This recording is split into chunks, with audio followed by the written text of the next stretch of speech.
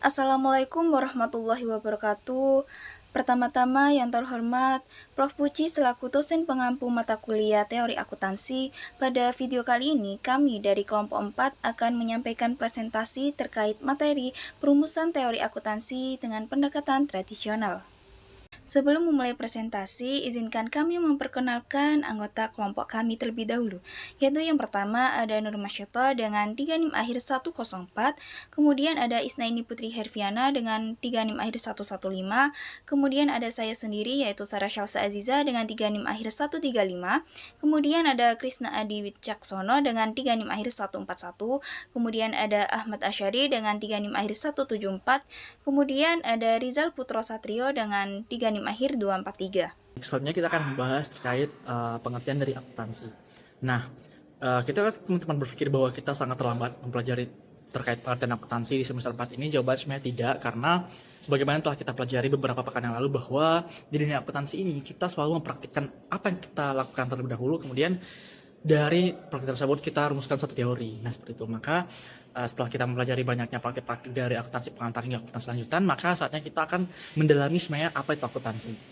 Nah, jadi menurut AICPA atau American Institute of Certified Public Accountant, nah mereka mendefinisikan bahwa akuntansi itu adalah sebuah seni untuk melakukan pencatatan, penggolongan, dan pengiktisaran terhadap informasi keuangan dengan cara tertentu dalam satuan ukuran moneter terhadap transaksi-transaksi yang bersifat keuangan, yang dimana kemudian nantinya akan ditafsirkan hasil-hasilnya.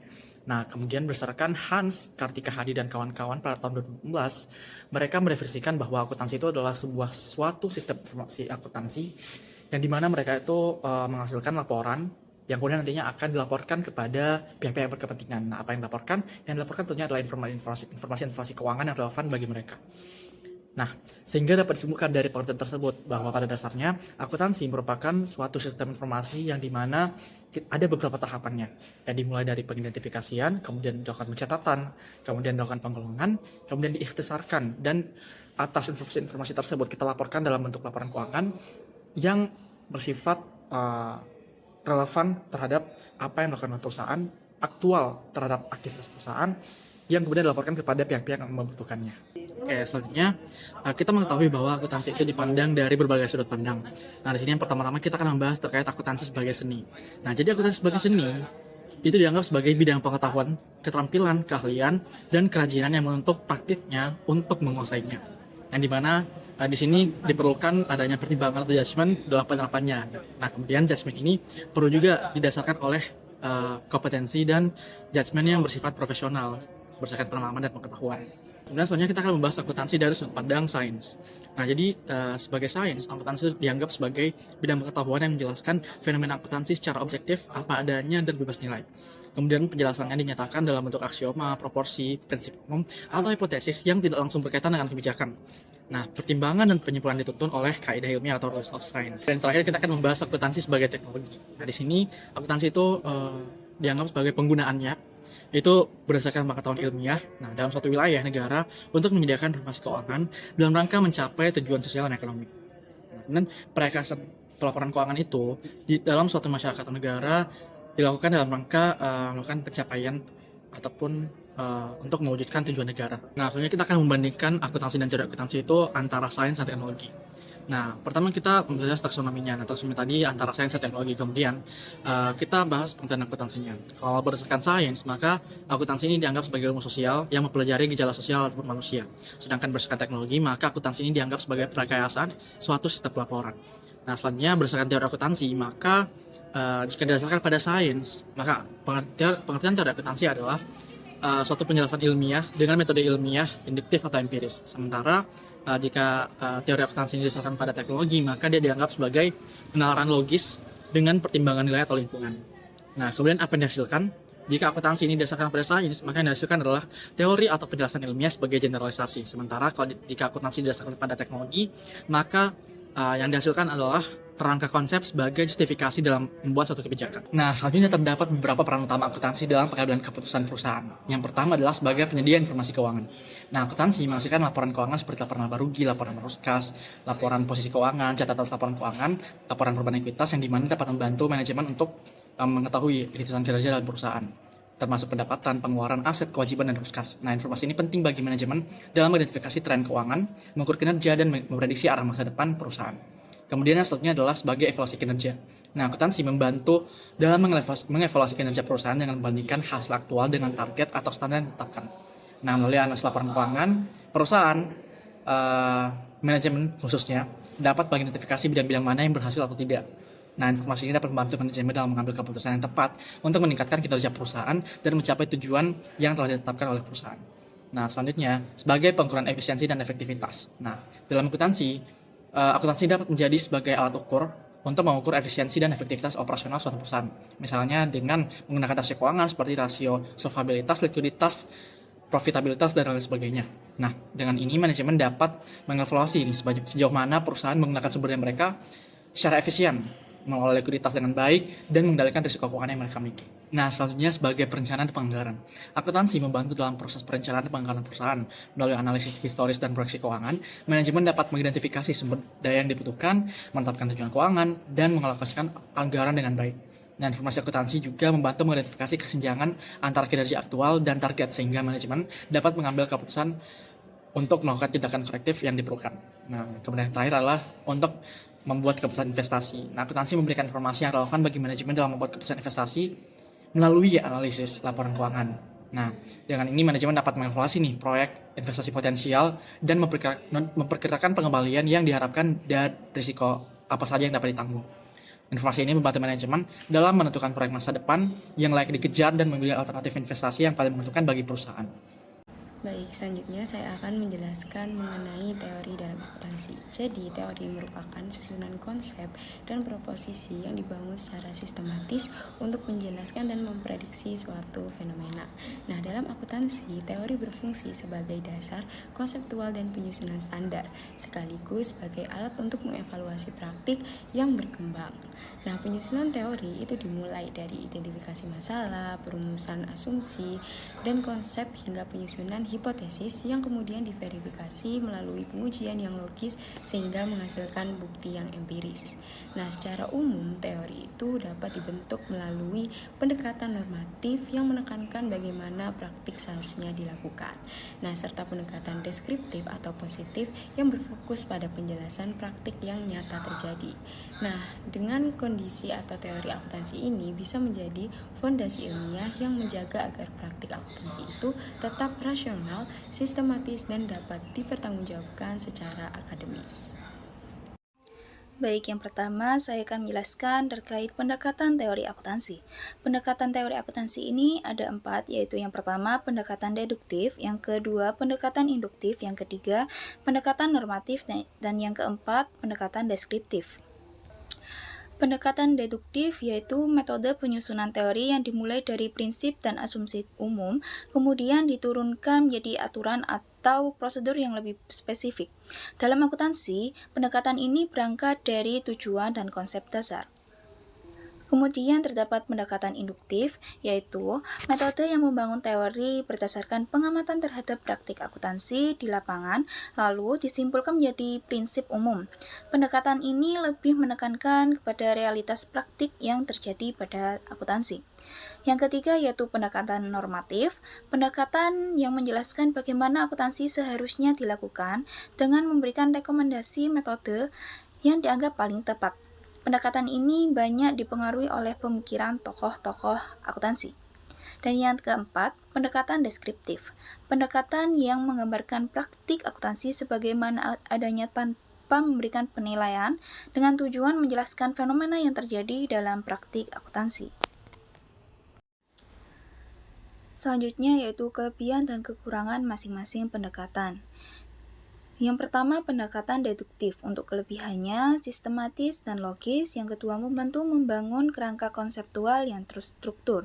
Untuk kelemahannya yaitu bisa terlalu teoritis. Yang kedua, kurang memperhatikan praktik pada lapangan. Untuk pendekatan induktif, kelebihannya yang pertama berdasarkan praktik nyata. Yang kedua, lebih realistis pada praktik di lapangan. Yang ketiga, mudah diterima. Dan kelemahannya, yang pertama kurang sistematis, yang kedua bisa terjebak pada kebiasaan yang telah terjadi, untuk yang ketiga tidak selalu praktik tersebut itu dianggap baik. Selanjutnya yaitu pendekatan normatif. Untuk kelebihannya memberikan arah dan standar ideal. Yang kedua, membantu pengembangan standar akuntansi. Untuk kelemahannya kurang berbasis bukti empiris.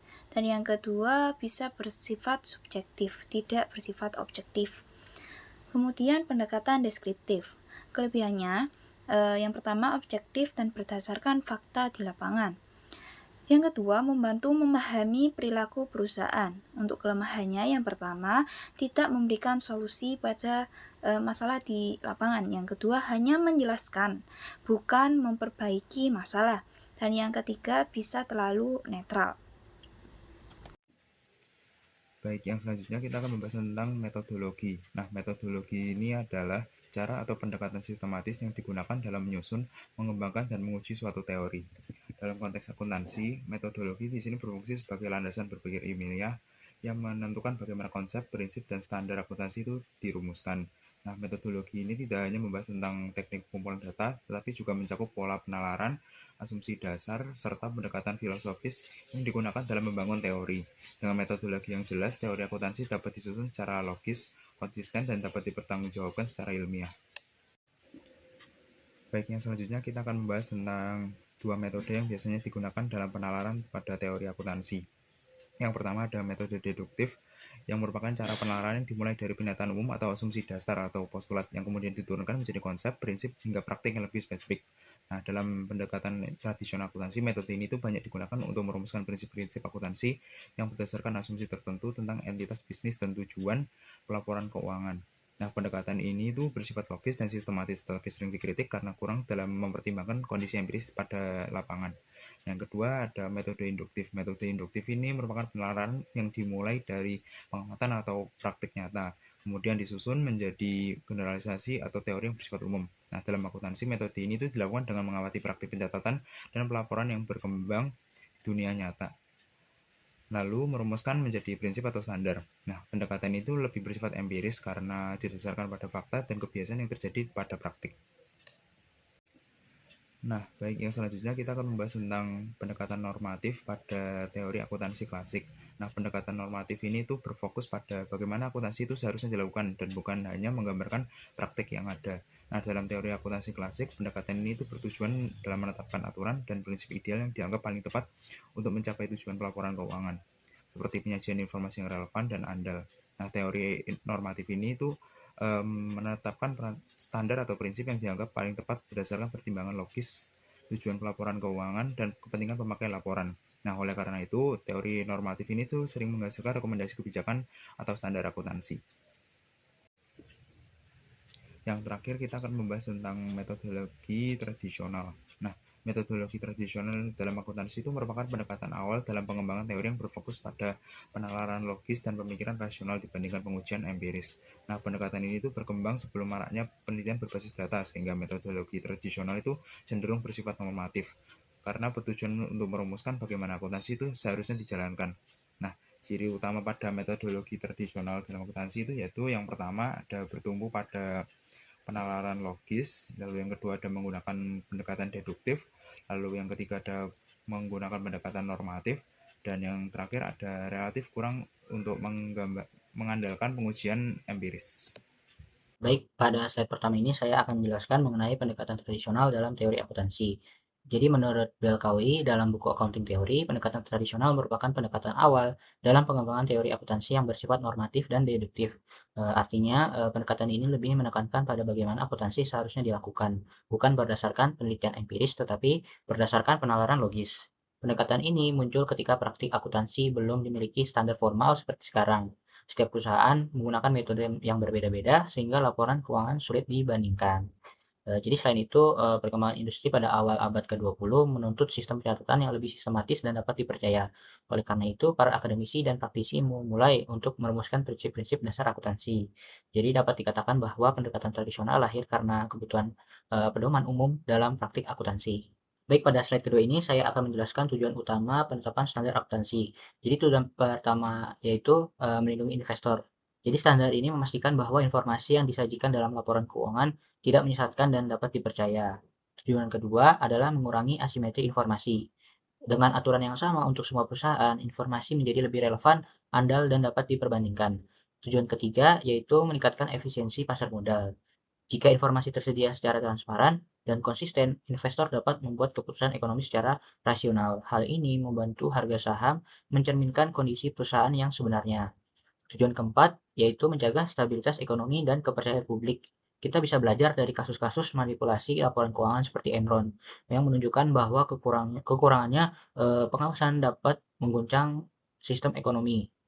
Jadi dapat disimpulkan bahwa dalam pendekatan regulatoris, standar akuntansi bukan hanya aturan teknis, tapi juga merupakan alat untuk melindungi kepentingan publik dan menjaga stabilitas pasar. Oke, selanjutnya kita membahas mengenai pendekatan selektif. Jadi, pendekatan selektif itu adalah pendekatan teori akuntansi yang tidak terpaku pada satu teori saja. Pendekatan ini memilih teori dan konsep yang paling sesuai dengan tujuan pelaporan serta kondisi yang dihadapi perusahaan. Pendekatan selektif diperlukan karena praktik akuntansi bersifat kompleks dan terus berkembang, sehingga satu teori tunggal tidak selalu mampu menjelaskan semua fenomena akuntansi. Jadi dengan kata lain, pendekatan ini memberi ruang bagi akuntan untuk lebih realistis dan adaptif terhadap perubahan lingkungan bisnis. Lalu di sini ada perbandingan pendekatan selektif dan tradisional. Jadi pendekatan selektif itu bersifat fleksibel, artinya akuntansi dapat disesuaikan dengan kondisi ekonomi, politik, dan karakter organisasi yang berbeda-beda. Sementara itu, pendekatan tradisional bersifat kaku dan universal, karena menekankan keseragaman praktik agar laporan keuangan mudah dipahami dan dibandingkan. Selanjutnya, di sini dijelaskan bahwa pendekatan tradisional dalam akuntansi masih relevan dan banyak digunakan sampai sekarang.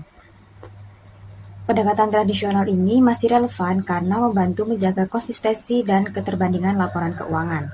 Contohnya, penggunaan biaya historis pada aset tetap dan metode persediaan yang sama dari periode ke periode. Pendekatan ini juga penting bagi BUMN dan sektor publik karena mendukung akuntabilitas dan pengawasan. Demikian video presentasi dari kelompok kami. Semoga apa yang kelompok kami sampaikan dapat bermanfaat. Sekian dan terima kasih. Wassalamualaikum warahmatullahi wabarakatuh.